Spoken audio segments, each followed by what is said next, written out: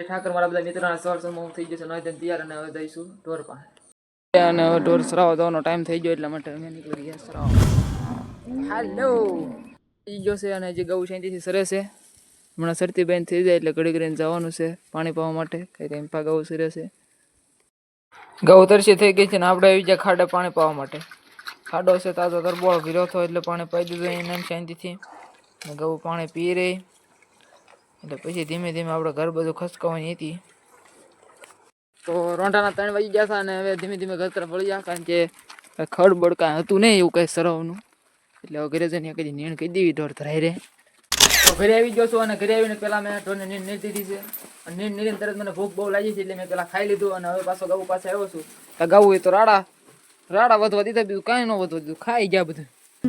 બચ્ચા જેને આપણે અહીંયા બાંધ્યા છે કારણ કે આને સરતા શીખ્યા નથી એટલે એને ધીરે ધીરે રાખવાના. તો ગૌને નીરી અને ખાઈને થઈ જશે નવરા એટલે શાંતિથી હવે પૂરી જશું. અને આવા નવા બ્લોગ જોવા માટે મારી ચેનલને સબસ્ક્રાઈબ કરો, ફોલો કરો એન્ડ લાઈક કરો. Okay bye.